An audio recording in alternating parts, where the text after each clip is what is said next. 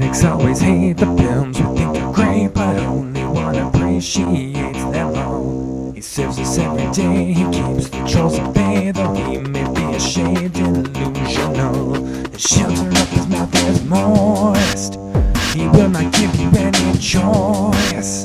Agree with him or else, because he is the film defender.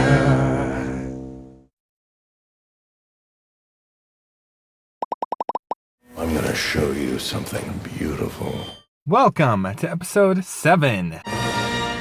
No, not that episode 7. Episode 7 of The Film Defender, serving the public good one underrated movie at a time. Ring a bell? Today I'm coming to the defense of Avengers Age of Ultron. Hashtag Ultron lives. For being one of the most anticipated films of the year, it's certainly come under a lot of scrutiny over the last several months, with some people even saying that the recent Ant-Man is the best Marvel film of the year. So what was everyone's problem with this enormous conglomerate of Earth's mightiest heroes? I'm glad you asked that because I wanted to take this time to explain my evil plan. Objection number 1.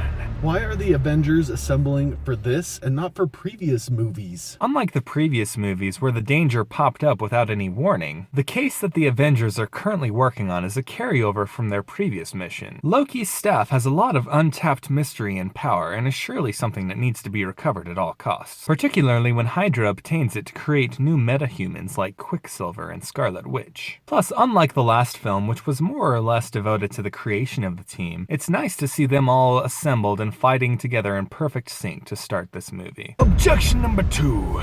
The love story between Bruce Banner and Black Widow doesn't make sense. It actually does, thanks to a little retcon serendipity. Who was the one who was sent to recruit Bruce Banner in the first film? Black Widow. And who was the one who witnessed his very first Hulk out of the movie? Oh yeah, Black Widow. It's been a little while between movies, and though we all kind of assumed that Clint, aka Hawkeye, and Natasha, aka Black Widow, were destined for each other, I actually like the relationship that forms between Hulk and Black Widow in this film. Her ability to bring him out of Hulk state is also a great little representation of their special connection. Plus, if anyone is tough enough to be Bruce Banner's significant other, it's Natasha Romanoff. Her history is just as dark, if not more so, than Bruce's, and she seems uniquely capable of handling even his worst moods. Get it? Because he gets angry and turns into the Hulk. His worst moods.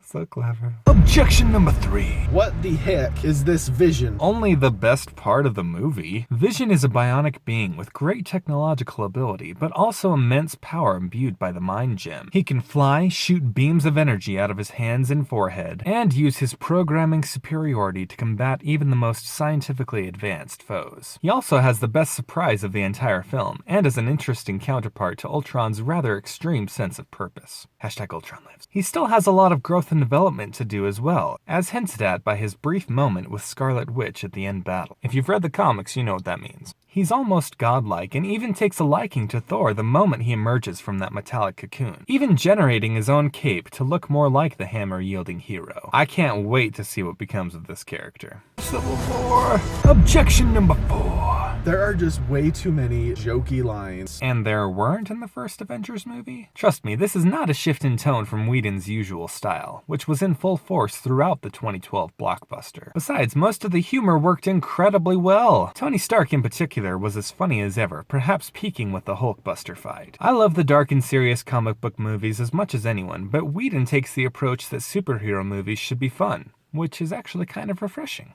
Perhaps more than anyone working today, Whedon has a knack for translating the comics to the big screen, and Avengers Age of Ultron may do this even better than the first. Some of the humor may get old to some, but it never dips in quality throughout this film's runtime. I mean, hell. Language. Sorry. Objection number 5. How many characters can one movie hold? As many as we want. That's the beauty of an Avengers film. Not every hero needs to have their own personal journey and character arc. That's what the standalone movies are for. We all know who these characters are, so let's see them all on screen doing battle with a ton of bad guys. It's the ultimate fantasy for the 8-year-old in all of us. We've never seen so much going on at once, and I think we may be taking it for granted. Remember when the thought of Iron Man, Hulk, Thor, and Captain America sharing the screen was nothing more than a pipe dream? Well, now we're on our second film, and people don't appreciate it. This is still incredible stuff, people. Have a little gratitude. That's the best you can do! Now, as always, it's time to discuss some plot points that may require the use of a... Spoiler alert! Spoiler alert! Spoiler alert! Objection number 6. Yet again, Ultron is another weak Marvel villain. Hashtag Ultron lives. You take that back right now. Ultron is awesome. Not only is James Spader absolutely perfect in the role, but he's a pretty menacing bad guy for the Avengers to fight. Composed of vibranium and containing a vastly superior intellect, it seems almost impossible to imagine how the Avengers could take him down. Not to mention the fact that he's created thousands of drones under his control, which is a fairly organic way to put all the Avengers in action. Unlike the random alien army that was destroyed by a nuke to the control ship, a la the Phantom Menace. Each one of these robots has to be destroyed in order to defeat Ultron. Hashtag Ultron lives. Some people complain about his sarcastic sense of humor, but when looking at him as Tony Stark's brainchild, it makes perfect sense. His plan might seem convoluted to some, but for me it was pretty simple. He was designed to replace the Avengers and thinks that means disposing of them entirely. He's also obsessed with evolution and thinks the Earth needs to evolve in order to solve its problems, and humans seem to be the root of it. So his plan is to recreate an extinction-level event by lifting an entire city into the air and smashing it into the Earth at a high speed. Makes sense to me. And I think it's a lot more effective than using a bunch of incompetent aliens riding scooters that can't even turn worth a For gosh sake, watch your language. Oh, come on. At least I bleeped it that time. To close, I think Avengers Age of Ultron is a tremendously fun superhero film, and builds upon the first Avengers film to great success. Joss Whedon proves once again to be a master at juggling large casts of characters, and his sensibilities seem tailor-made for this universe. Avengers Age of Ultron's updated status: defended. What did you think of Avengers Age of Ultron? Whether attacking or defending, join the fight in the comments section below. Also, is there a film you love that deserves a strong defense?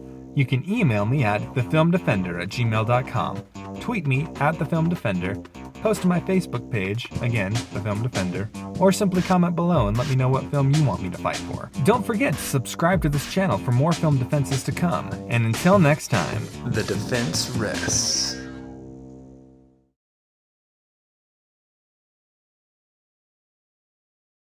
hashtag Ultron lives. Welcome to episode... Nope. Okay, how many? 1, 2, 3, 4, 5. Okay.